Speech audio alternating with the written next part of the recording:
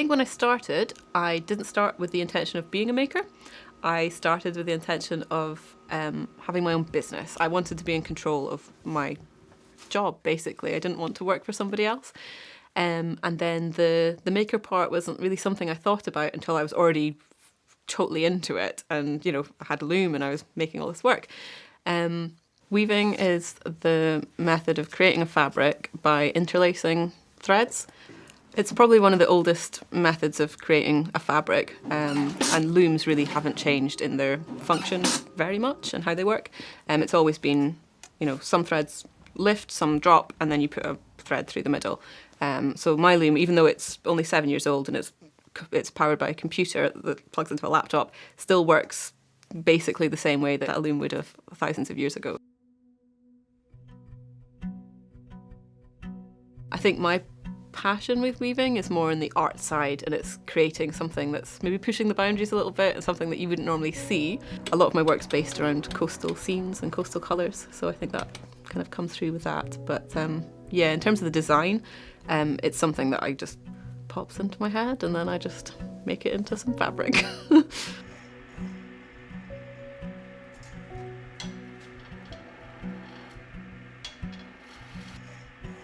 We both would love woodworking, basically. We before we were chair makers, we were both quite keen hobbyist woodworkers, and were looking for a way to make it a career. We stumbled across an apprenticeship being advertised on a Facebook group of all places, I think, for both of us. And yeah, one thing led to another. We did a couple of years down in Warwickshire learning how to make chairs, a couple of years up here, and haven't looked back really. Here at the Marshall Workshop, we make traditional rush-seated ladder-back chairs based on historic designs. We're the 6th generation in a lineage of chair makers dating back to 1890. We sort of inherited a business rather than starting one from scratch. I think we've started our own like reputation and stuff like that from scratch, but the business sort of, the craft already existed before we came into it. We're carrying on a tradition. Like, people know what these chairs are. People come to us with their predecessors' chairs for reseats, like when the seat wears out. So it's kind of we're a continuation of a craft. We're actually very lucky in that, yeah, someone else has kind of done half the legwork for us. We met for the first time on like the final stage of our interview for the apprenticeship. Like, we get asked a lot if we're twins, if we're brothers. Not brothers. We're not brothers. We're not even a little related. You don't have to say that so forcefully. We often get a customer will come in and go, "Well, I was about to ask if you're twins. You're obviously brothers." And no, we're not even that. And they're like, But honestly, like it is. I think just like luck that we get along so well. Yeah. I don't know if there's that much more to it. Half of our journey is luck, to be honest. Luck that we get along, that we got the job in the first place, that we have the skills to do it successfully. Half of this is luck.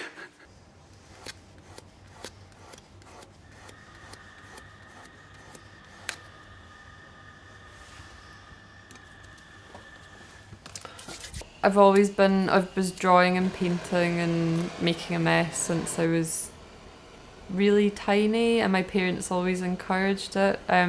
My dad was really good at drawing, and actually in my family there's other painters and artists, and I guess, I don't know, it felt like quite a natural thing to fall into. I use a lot of traditional techniques like wax carving and vitreous enamel on copper and other precious metals, and create contemporary jewellery.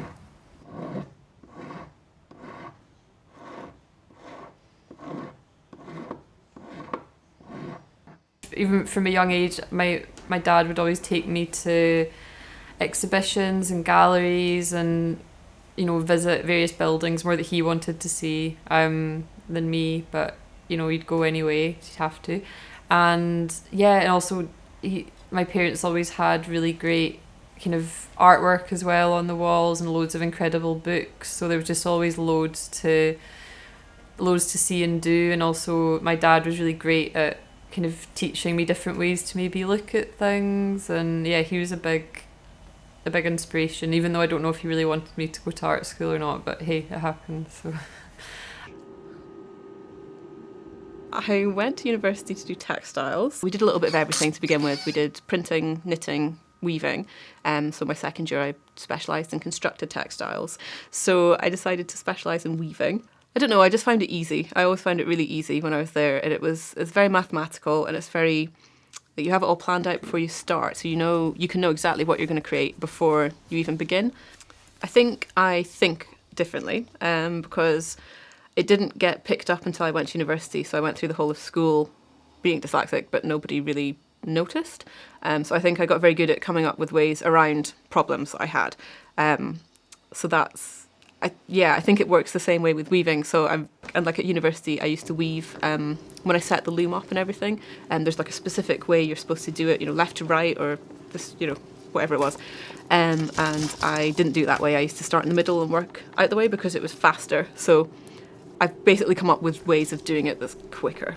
We had a technician at university who used to go nuts at me because I was doing it wrong, but it wasn't wrong because the fabric was the same as it would have been if I'd done it the right way. It was just doing it differently. I did a year abroad when I was at university, or semester abroad, and I went to Finland for 6 months.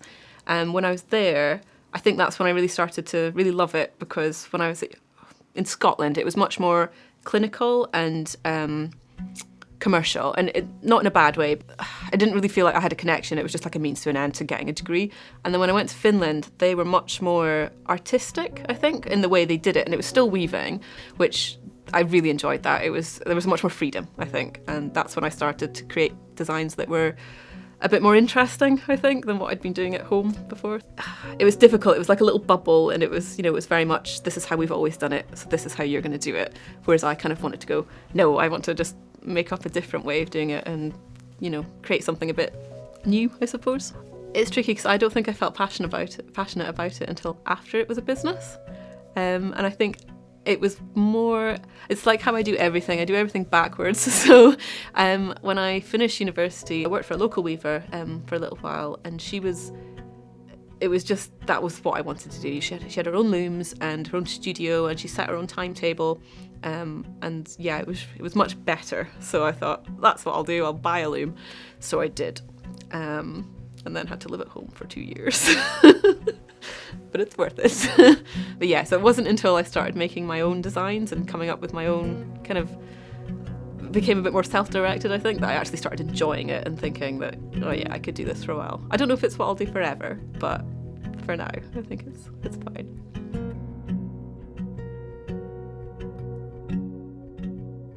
The reason we moved up to Scotland is partly like the location where we are. So we're called the Marchment Workshop because we're based in the Marchment Estate in the Scottish borders, and the guy who owns the Marchment Estate, Hugo Burge, he was a long-term friend and customer of Lawrence, our mentor, and when they got to talking basically, and it was a conversation of like, who's going to be making chairs once you've retired, came up that Lawrence had never been able to train anybody, so Hugo offered to sponsor our apprenticeship. Hugo had this vision of an area on the estate becoming like a creative space for makers, creators, artists, all sorts of people to come. And I think once like we started the apprenticeship, there was always a plan for us to come up here and be one of the first makers to move in. We're not just signing up for a job. We're signing up very much for a life. Like this wasn't ever going to be a short-term commitment, and we had to be quite clear on that from the beginning that if we're doing this, we're in this for the long haul, which I think was something I was initially worried about, but very much bought into it once we'd started. I think we're both very 3D thinkers, like making things, like taking things apart.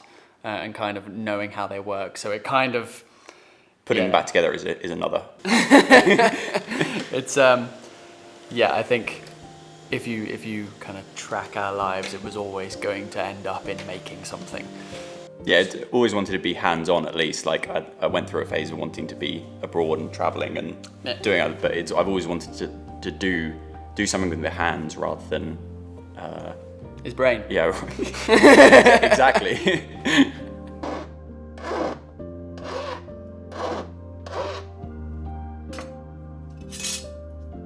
I went to Edinburgh College of Art and did a foundation year there.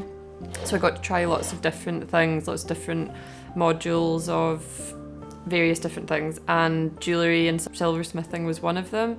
And I just found I had a kind of natural affinity for working in metal, and I really enjoyed it. And I was so young when I went to art school. I was 17, and you kind of don't really know what you want to do. And I ended up choosing jewellery because I suppose it's because I enjoyed it, and I like making kind of mini sculptural pieces, and I didn't even really consider what they were for or what they might be, but I just like making things, really. I did jewellery and silversmithing and graduated from that and kind of thought I don't really know what I want to do now. And I think when you're in fourth year, there's so much work and pressure involved from doing your degree show that I fell out of love with jewellery for a bit, and I actually went on to do another course, and I did printed textiles and surface design, and that was a really nice break from doing jewellery. So then after that I worked for a couple of textile companies, and then I worked as a junior designer at a small jewellery company. And eventually, it was when I was doing that, I thought, I really miss making my own stuff. I miss making things with my hands. I like having the control of doing what I want to do. And probably because I've got a problem with authority, it doesn't help either. And I thought, I just really need to do this. So I eventually got back into making what I wanted to make, and it took quite a long time. And I obviously had other jobs at the same time, and I kind of just slowly built it up until I realised I didn't have time to do my other jobs anymore because I had too much to do with this, which was great.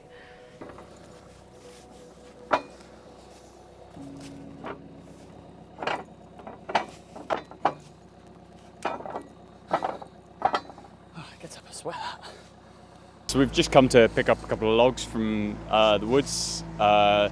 A lot of the trees, the ash trees on Marchmont, have been felled over the last year or so because of ash dieback. So we've been lucky enough that we've got a few of them graded out, ready for us. So we've got a few selected down here, which are like really, really good chair making logs. They're all nice and straight, not free and stuff. So we just come to pick up a couple of them, take them back to the sawmill, and then we'll saw them up later today. Lift up a little bit more. Yeah.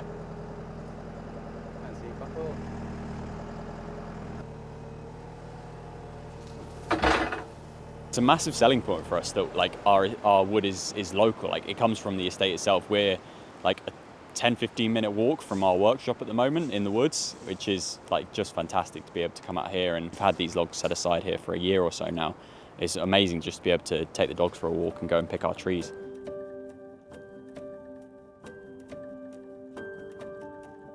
So they're brought back here. We've got our own sawmill.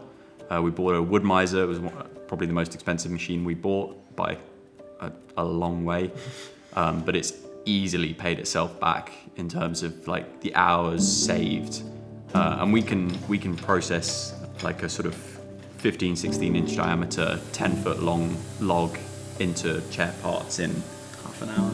Yeah. Start out with milling out at the sawmill. We've got a separate building where our sawmill is. Then we'll bring larger boards in here, saw that up into smaller parts. Each smaller part then gets turned on a lathe or shaped on a planer thickness or into a slat. The back legs and the slats in the back of a chair, they get steam bent. So we can introduce that sort of gentle curve into them, and then a big group of parts then sort of come together over a couple of days to be assembled into a frame. I think we often joke that we make round wood square and then make square wood round again.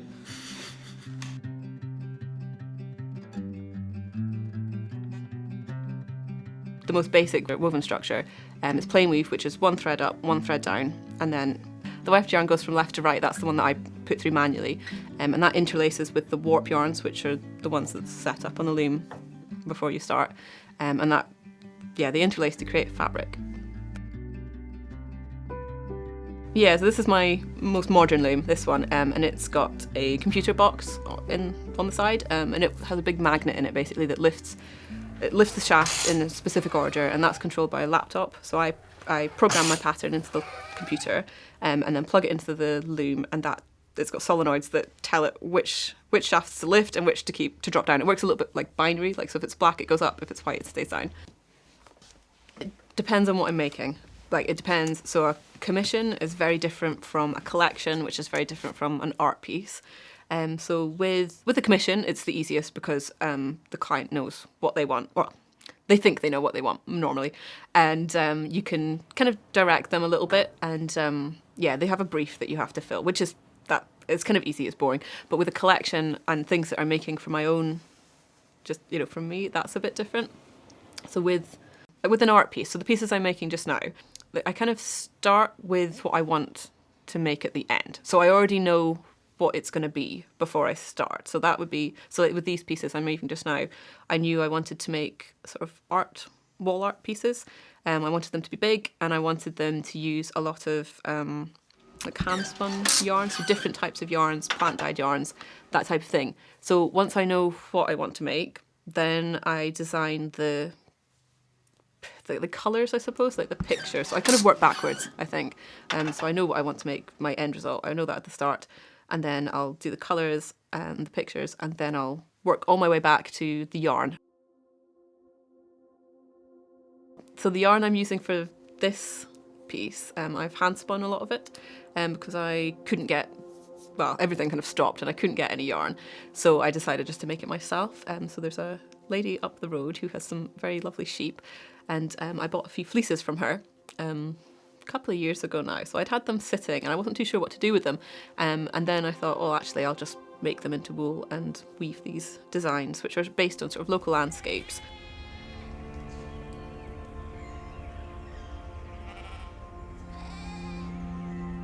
It was just a good time, I think. Diana was driving past and she had some fleeces in her car.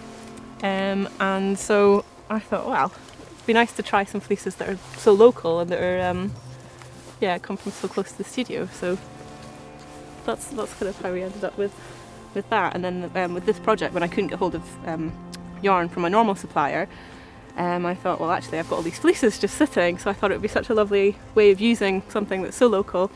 And then with the dyes as well, because it's all locally foraged plants and leaves. So everything about these wall hangings are just, they're all from Aberdeenshire. They're all so local, and I just felt like it gave it a real connection to place and it gave it a real identity, I think.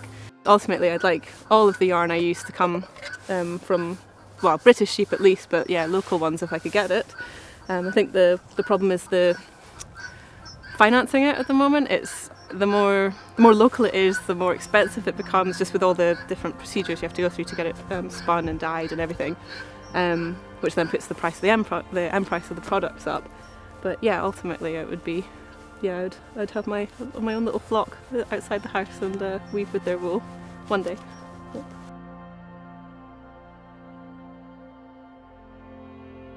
This is the raw fleece, so it's all that's happened since it's come off the sheep is that it's been washed, basically, and dried.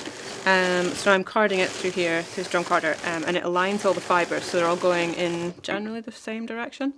So when it's spun, the yarn should be like nice and smooth. It's nice when you have a big bag of wool and a big bag of fleece anyway, and you start to get through it. It does smell quite sheepy still though. So with this fleece, I'm carding a slightly more grey part of the fleece through with the white, so I can get different shades rather than just having it plain, like solid colours all the time. Serendipity, I suppose. I had all the equipment already and then I got the fleece, so I thought, well, why not just spend my lockdown making wool. And I think if I wanted to spin a yarn that looked, perfect and completely uniform, I probably wouldn't bother, I would just buy it. Because if you wanted something that was completely perfect, why not get a machine to make it for you? But I think that's part of craft, is kind of the maker's mark almost. and it's the handmade, the bit that you see, I suppose. So I carded the wool, I washed it, carded it, spun it, and then used plant dyes to dye the yarn and to cut in, to sort of all sorts of colours, mainly browns at the start because I couldn't work out how to do it. And then, and then I wove with them. So I'm kind of at the stage, it's strange because I'm halfway through weaving these pieces, but I'm actually 18 months into the process. So it's something that I've been doing for for on and off for months and months.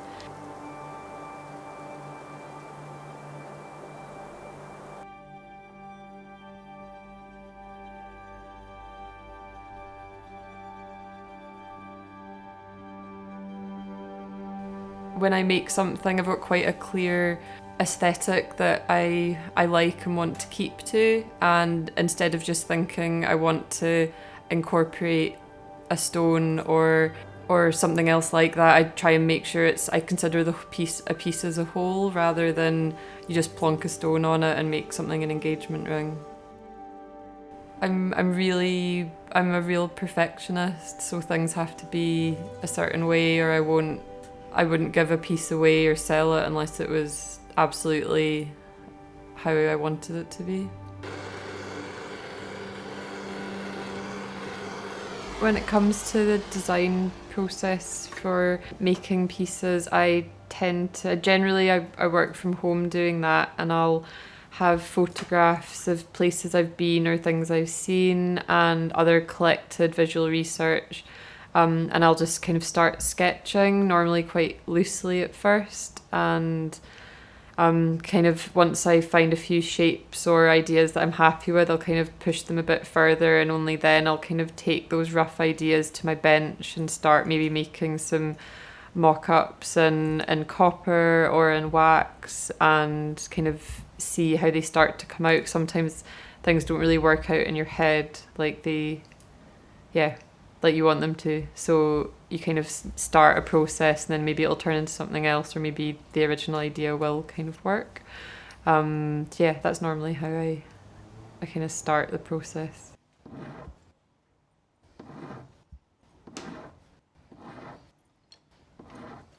I spend probably where I spend most of my time. It's where I do soldering, all the heating up of metal as well. Any kind of intricate things like filing and drilling and stone setting and riveting, kind of cleaning up and that kind of thing, filing, and there's lots of different burrs and emery sticks and grades of paper and things, so it tends to be what I do, and all my wax carving I'll do here as well. I actually always feel like I could organise it a bit better. But it is, I guess, it's a nice place to be. It's a nice place to work. I'd say I've got a kind of mix of traditional and modern tools. A lot of them are second-hand, or kind of given on or bought from people who've retired, that kind of thing. And I've got a few newer bits of equipment as well that I've saved up and bought for myself that I knew I needed. I enjoy both sides of it. I think my favourite thing is buying a new file, though. It's really exciting, especially a new needle file. It's like a dream to work with when I get one. It's really exciting. A lot of people get nerdy over maybe saw frames and files and that kind of thing, and everyone's quite particular on what they use, and I think maybe lots of people prefer using a different kind of file over another one, whether it's like a flat file or a half round. I love a half round. I'm a half round kind of person.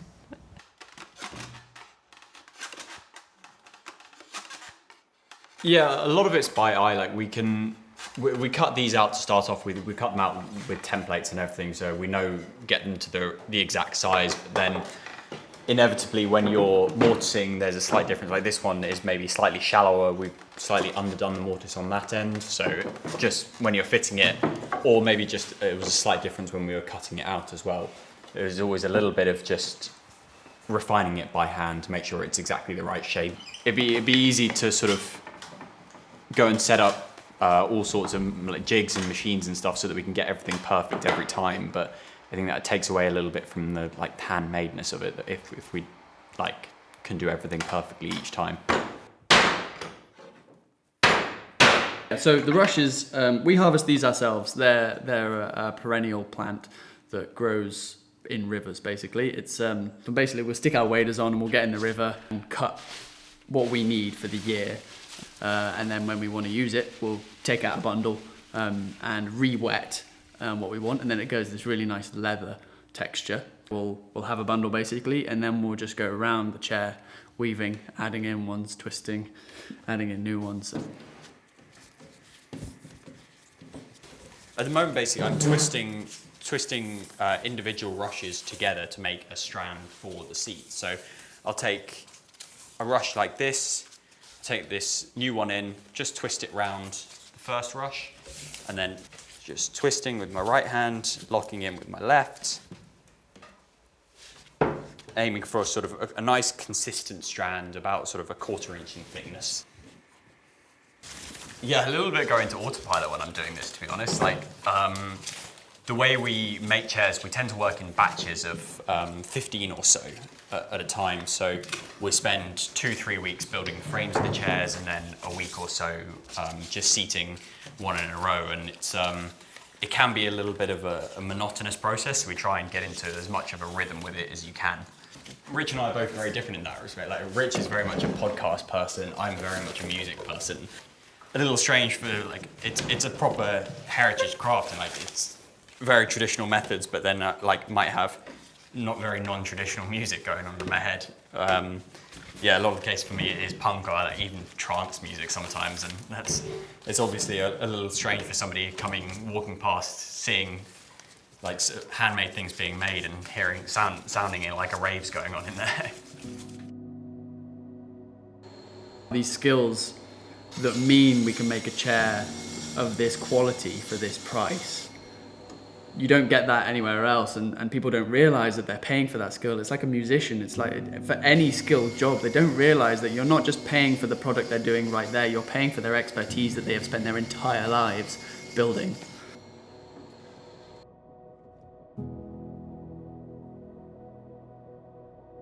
So the creating it, so that bit is more making it up as I go. So when I'm creating, weaving's tricky because you've got the colour design, so you work out the colours, but then you've also got the structures. And with my work, the structures are really important because that's what creates the patterns that you see. So the colours are a bit more planned. You can lay all your cones out and you can work out what colours you want to use. But with the structures, you can kind of be a bit more artistic with that when you're coming up with them. And once you've got your structure that works, from there it's more planned out. And the pieces I'm weaving just now, they're a bit different because they are a bit more artistic. So the structures are worked out, the warp colours are planned, and the widths and everything's planned. But the actual pictures that I'm weaving it's a bit more make it up as you go. And I've got like a picture that I reference and images that I reference, but the actual weaving of them, it's maybe a bit more organic. So I'm kind of at the section, I'm about 20 inches into this piece, so I'm at a section where the green's slowly fading out, and I'm starting to add in more greys. But I don't want the transition to be too abrupt, so I'm sort of blending the two different types of colours together, and hopefully it'll be quite a gentle transition. Feels a little bit like painting with yarn, which is quite nice. It's all on a grid system, so I find it very hard to see on paper because my dyslexia, it all moves around a bit. So it's good having it like this because I can just draw or, zoom in on things and zoom out. And it makes it a lot easier for me to keep track of where I am. I draw it into software and then I can see what the fabric is going to look like when it's finished. So because this design, it's more artistic, so the actual loom is only doing the structural side of it, and so it's creating the repeat wave pattern, and then So that's all it looks like on the laptop. And then the actual picture that I'm weaving is on the iPad because it was a photo that I took last winter during a storm. So it's called Winter Storm, which is appropriate.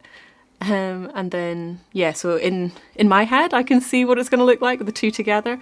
But I suppose no one else sees that until it's on the loom, or off the loom actually, and finished. So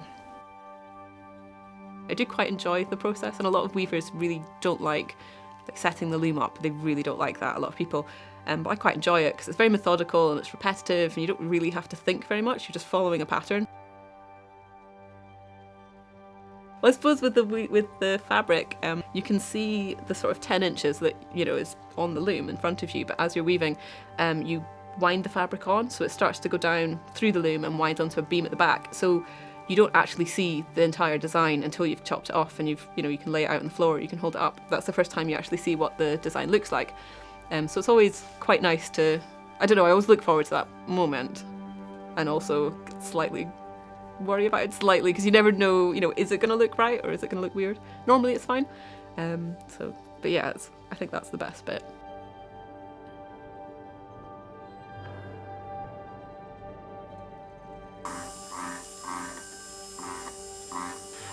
There's quite a few different processes that I use. There's, the most obvious kind of basic ones that most people learn when you start out in jewellery, like sawing. So saw piercing, I've got various saws up there, and there's different gauges of very fine saw blades. So sawing would be one.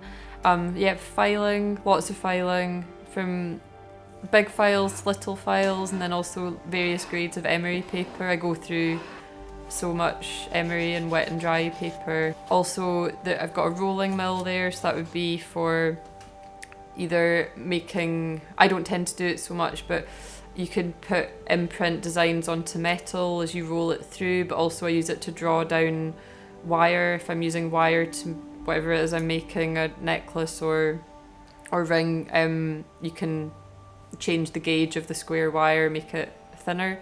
Obviously I've got my torches as well, so as well as for soldering, you use that to anneal metal, and that just means kind of making it soft and more pliable, and then once you're working with it, you work hard on it.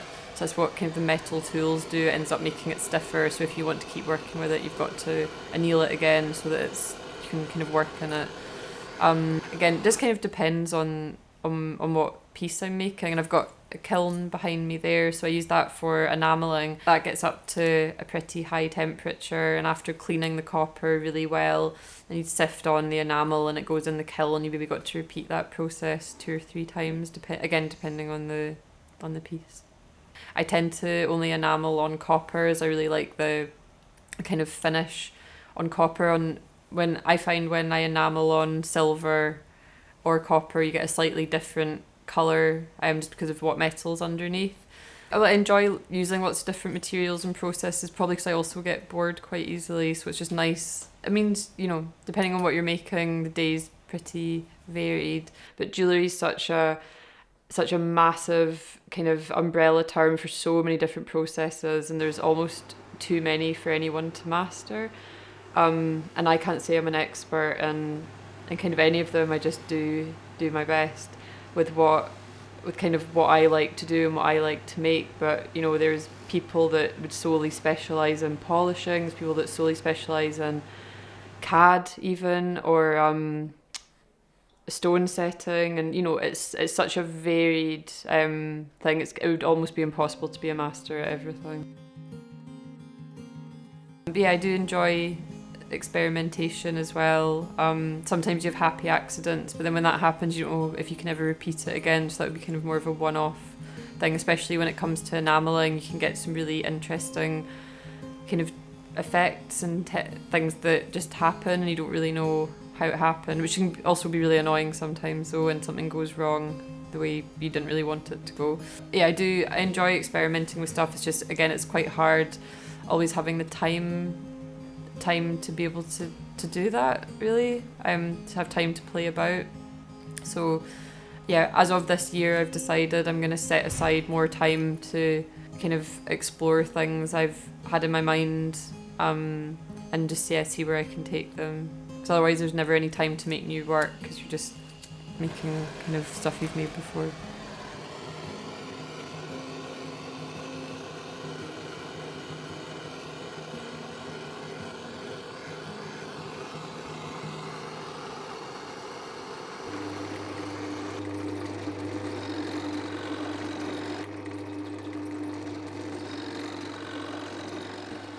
Yeah, woodworking is something I think we're both always going to be doing. It's the job just gives us direction to work in, basically.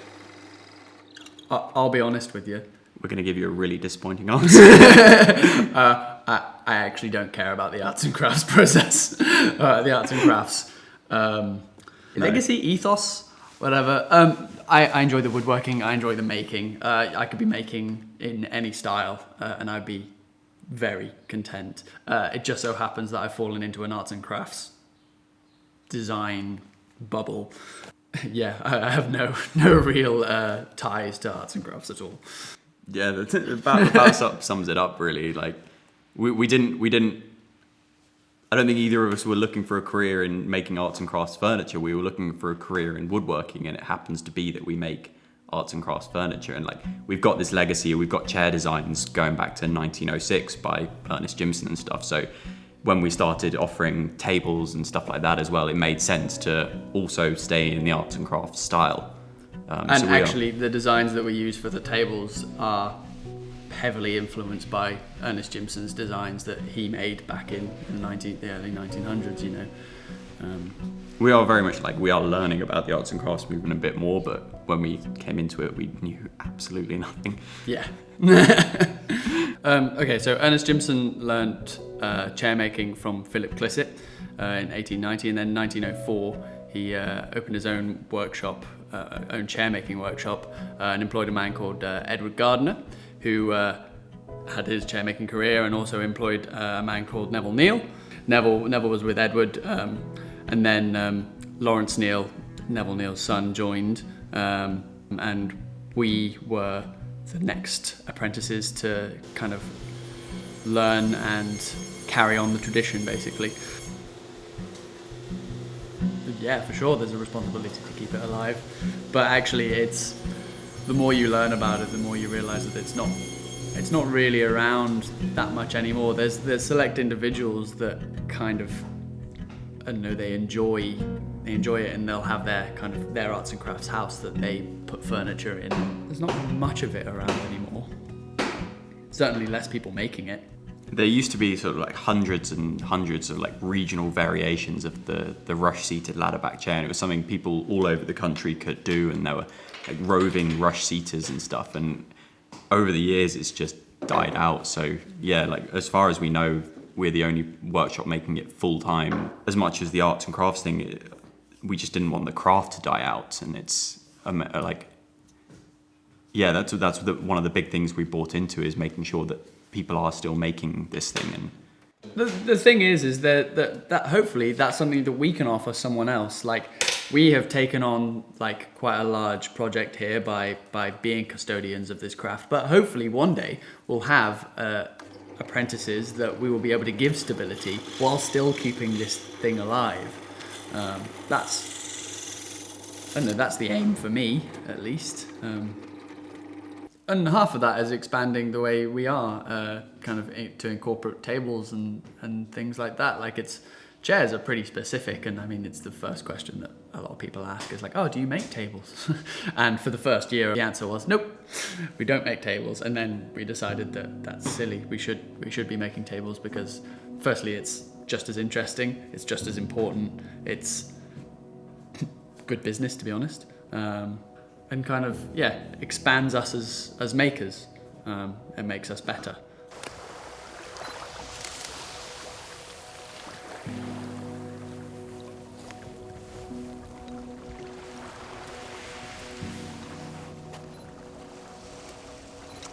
So we're at a little beach that's quite close to Stonehaven, and it's kind of one that it's not really one that tourists know about. It's quite a little local beach. We used to come here and camp when I was little, so it's somewhere I come quite a lot with the dog, and we take pictures, and I sometimes take my work down here and take photos of it in the landscape, because it's kind of where a lot of my inspiration comes from for my work.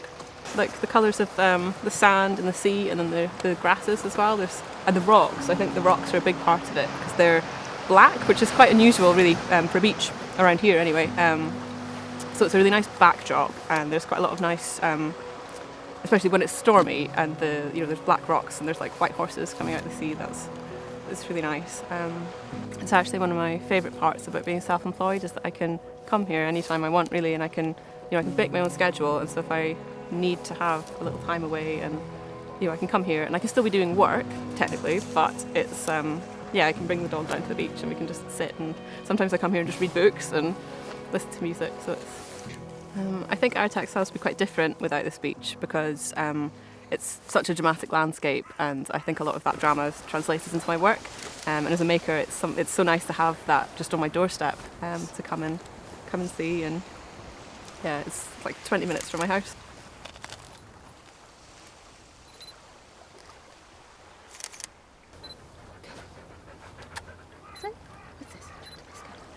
It's nice to have this place and have a connection, and I think having a connection to place is really important as a maker because that needs to come through in your work.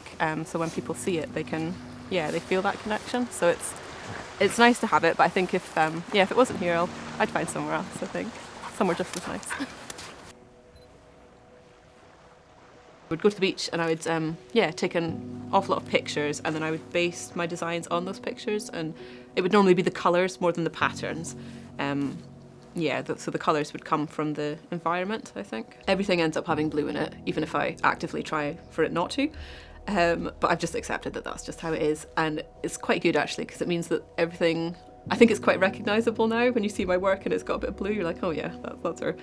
I think with blue, there's so many shades of it, and it goes with almost every other colour, really. Can't go wrong.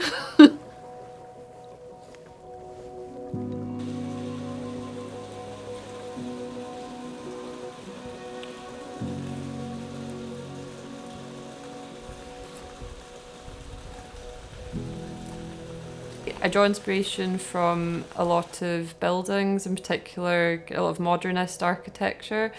There's quite a few brutalist ones in Glasgow and in Scotland. I like loads down south obviously as well. One of my favourites in Scotland is St Peter's Seminary. There's Gillespie Kid and Coya who built it, and it's in a complete ruin now, but it's quite something to visit. It's really exciting and kind of haunting as well when you go in there, and there's some amazing shapes, which is kind of what I pull into my work. I've always been interested in kind of a source material that's not typically considered beautiful, and as well as just being there, it's such a cool place, and it's massive, and it's just beautiful.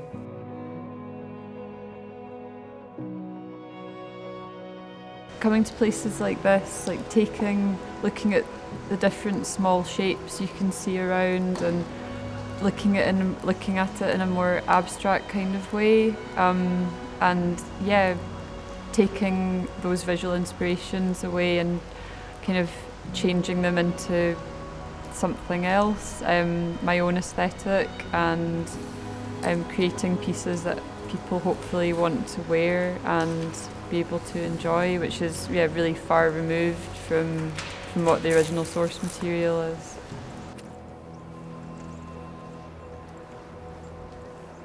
I'd say when I'm at places like this, I kind of just enjoy what I see and enjoy looking at things and kind of feeling the atmosphere of the place. And it tends to be later I'll maybe have things going on in my brain and maybe start having ideas.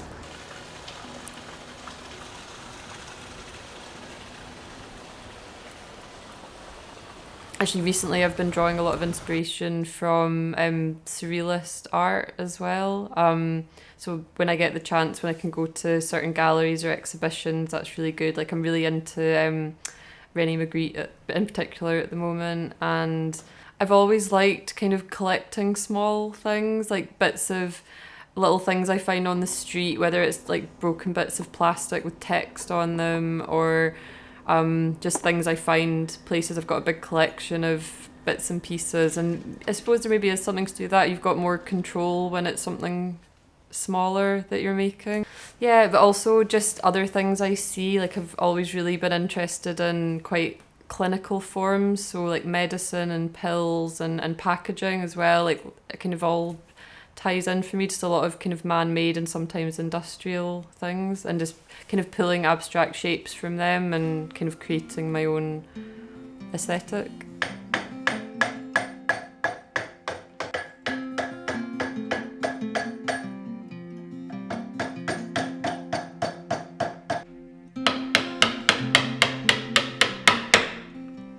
Oh yeah, I definitely agree though. You need to have a passion for what you do if you want to make a small business work. Like, I think we've often joked that like we spend 9 to 5 in the workshop, 5 to 9 doing the rest of the job, and you do need that. Like, it hasn't been easy, especially like we opened the workshop at the beginning of lockdown in 2020, so like it wasn't an easy ride to get started. It's taken a lot of hours to get to where we are. We are directors of the Marchment Workshop, we are the sole physical employees, but we operate it as a limited company, so we pay ourselves a wage, and then we try and funnel most of the profits back into the company. We're lucky in that most of our customers are private customers, actually.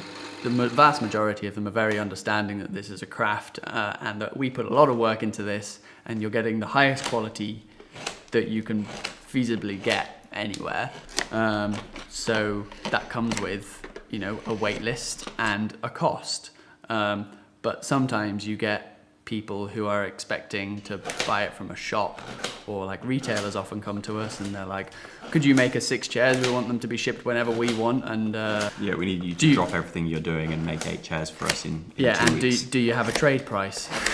Like, it's really that is disheartening when people come to you, and just try and drive you down and down and down, and that's hard to carry on when that happens. But yeah, you need the regular customers who just love what you do and are there for, you as people, not just you as a means to get furniture. They respect you as a maker, basically.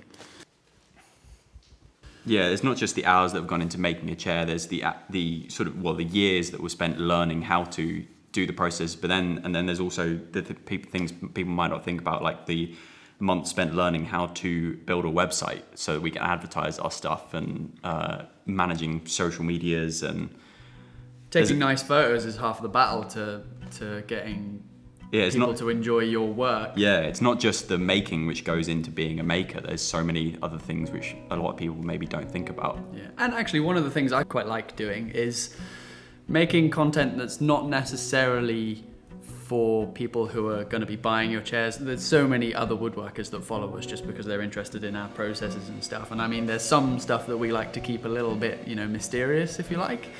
We don't share giving away trade secrets. We don't share everything, but yeah, it's nice to kind of put that out there, and then people, they're always really complimentary, like, man, I love what you do. And actually that's one of the reasons you carry on, is because when you put stuff out there like that, there's that, maybe it's gratification, I just like the gratification, it's great. But yeah, it does keep you going. You do have to be mentally robust to keep doing a very difficult business, keep positive and keep making and keep your business going to survive. Like, it is difficult.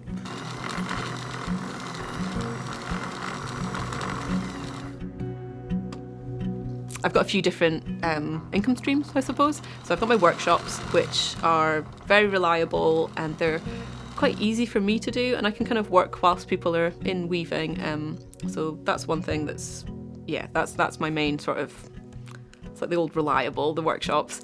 And then I've got commissions, which people would come to me and, ask for something very specific. So that's one of the income streams that I suppose you would get a little bit more from. So it doesn't happen quite as often, but it's a higher income stream. And then I have an online shop on my website, so a lot of my work sells through that. Not so much recently because of, I think between COVID and Brexit, it's been very difficult. That's had a huge impact actually, and especially I used to sell work to Europe, and things would go to like Denmark and Germany a lot. And this year I've had two sales to Europe, and before I would get maybe 4 or 5 a month. So that's been a huge nosedive. It's been difficult to kind of work out what to do. Most of my income comes through the website at the moment, especially because the studio's not really been open too much in the last year and a half. And I think people are getting more, they're starting to trust online a bit more. And my market is probably a little bit older than me, really. It's more my parents' age, I think, or that's kind of the age group of people that tend to buy from me. So, yeah, I think because of COVID, everyone's had to use the internet to get by. So I think that's something that's, yeah, it's not been a bad thing. It's easier to sell through the internet. Sometimes you don't have to talk somebody into buying something.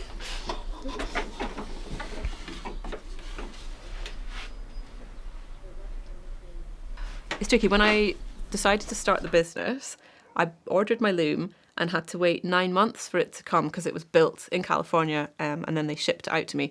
So during that 9 months, at the time, it was very frustrating having to wait. But when I look back now, it was probably the best thing that could have happened because it gave me time to sort of lay the foundations, I think, of the business and come up with a name that has a meaning rather than just pulling something out the air. Yeah, and also the boring stuff. So making a website and learning how to make a website, that was something I'd never done before. Learning about the business, like the boring stuff, I guess, the bookkeeping. Like I went and did a bookkeeping course because I'd never done that before. Opening a business bank account. There's so many things that you don't really get told about, or I didn't get told about anyway when I was at university. They never mentioned. They made it sound like this wonderful thing that you just, you go off and you get a loom and there you go, it's your business. But there's actually an awful lot of foundational work that you have to put in that I did an awful lot of Googling to begin with, and what does this word mean and what's that? So I think having that time to really go in quite deep on the more basic stuff, that was really useful before the loom arrived and I started doing the maker side of it, started making anything.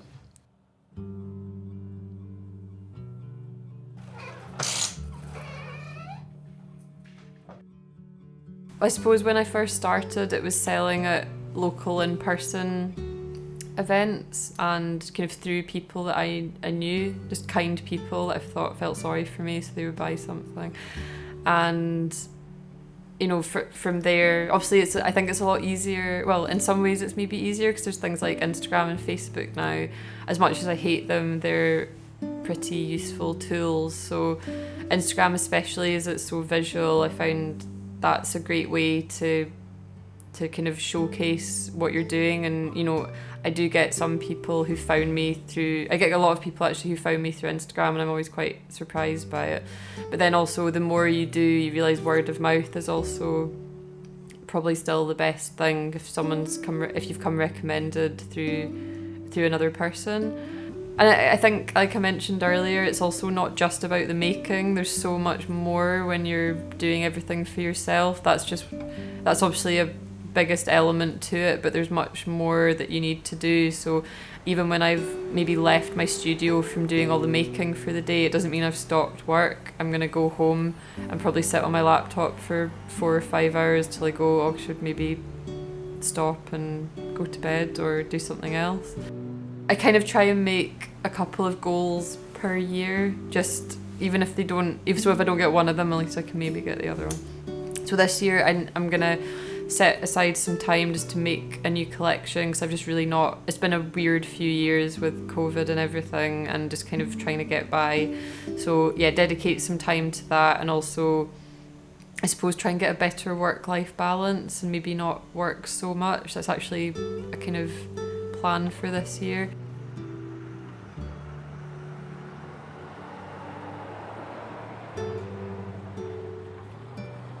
Work-life balance for both of us is pretty non-existent, to be honest.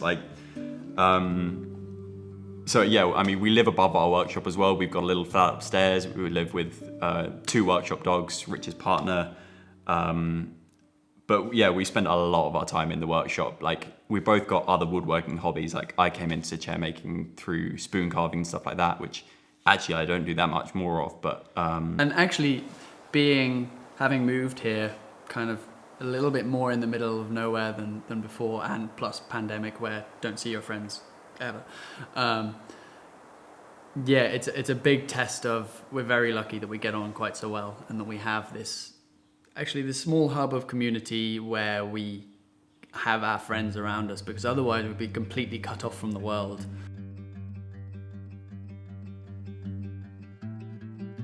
This is all I do, and it's terrible. And I hope it's not forever. But it's fairly new. The business is maybe 5 years old, just. I walk a lot, but then I'll go for a walk to take pictures for the designs, or I'll go on a holiday to take pictures of my things in a place. It's everything always seems to link back to the business. Yeah, it's reached the point where it's maybe a slight issue, I think. So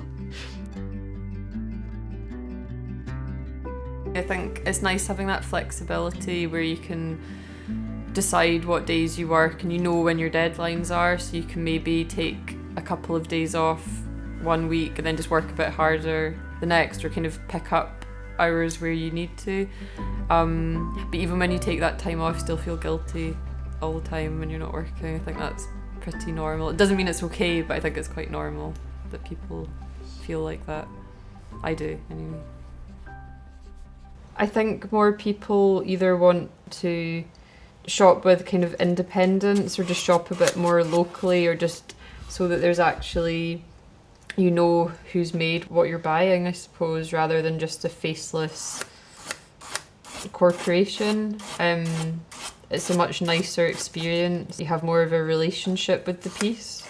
Inherently, jewellery is quite a bad, wasteful and business to be in, especially with mining of metals and stones. So over the last few years, I've really made an effort to only use recycled or fair trade metals, which I think all jewellers and potentially all makers should have. And the same goes for stones, and kind of at least trusting certain companies where they hold high standards to where and how they've mined their stones, and you know where it's come from. You've got to have some kind of trust with these suppliers too, so that you can say to your customers with confidence that that they can trust you, basically, and know where everything's come from.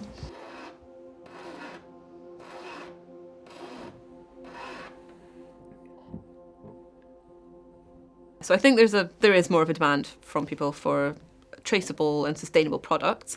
I think it's tricky at the moment because there's an awful lot of larger companies that are aware of that, and there's a thing called greenwashing. I don't know if you've heard of it, where people will say, oh, it's sustainable, it's traceable, and it's like not really. It's people there's ways of wording things that make it sound better than what it actually is.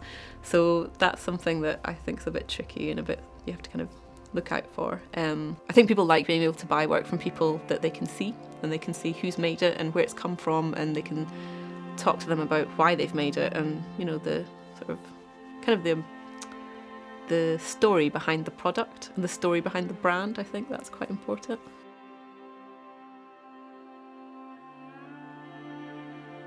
It's good to know that what we're doing, despite being historical, is actually kind of the way that people are moving to the future anyway. It's because I do think that with the whole trying to move away from plastics, move away from mass consumer products, more people are trying to invest in important things to themselves, and one of the ways that's kind of manifesting itself is through handmade products rather than being turned out of a factory. So it's quite nice that we're able to kind of fulfill that for them in a way that's actually, it's sustainable, it's beautiful, it's I don't know, long lived. It's going to survive for literally generations, and ideally there's generations past us that will be able to fix it when it does eventually conk out.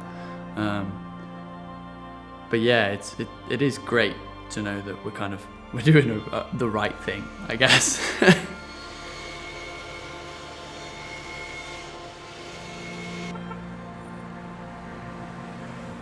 I do have days where I hate it, but I just don't talk about it very much. I think quite a lot of people are very open about that side of things on their kind of public profile, but I prefer just to speak to my friends about it and family, because I'm not an influencer, I just make stuff.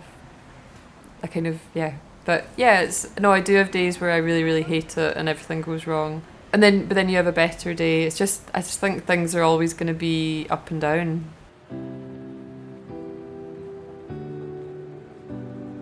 I'll be honest, what I'm most proud of is at the end, when you see the item that you've made, and you're looking at it thinking, wow, that's a really nice piece of furniture, and then the customer comes and picks it up, and then they're like, this is beautiful, this is going to be in my house for the rest of their life, probably their kids' lives as well. That I really enjoy. Yeah, seeing someone take away something that they have properly invested in, and it actually has, like, even before it's, you know, lived any of its life with them, it already has emotional value to them, you know. Yeah, that's the bit that I guess I'm most proud of, the kind of making something that someone cares that much about.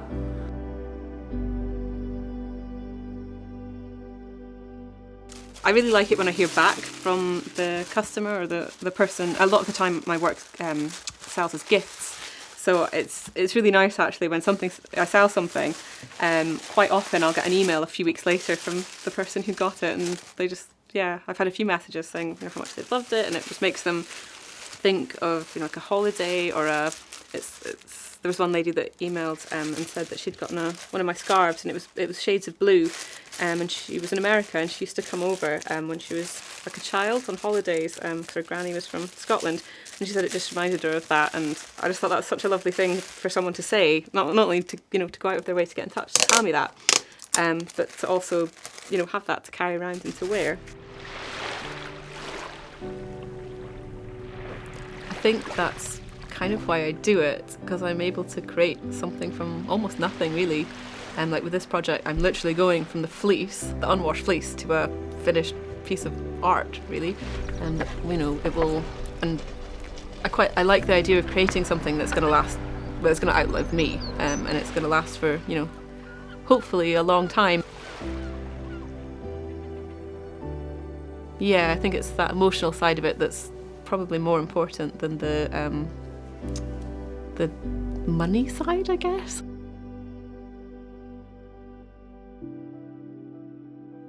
I'd say there's probably different moments or levels of when I appreciate something being complete. So when I've finished something, it's had its kind of final polish, or, you know, I'm just checking it over and I go like, I'm really happy with that. That's really satisfying. And then it's so nice when you get feedback and they get back in touch and say it's absolutely beautiful, and but even better than they expected, and that really, yeah, it's such a nice feeling. And then you know it's going to be really kind of cherished for years to come, and they quite often say how they feel like it's becoming like a new heirloom almost, that'll be passed down in their family, and yeah, it's really nice to hear.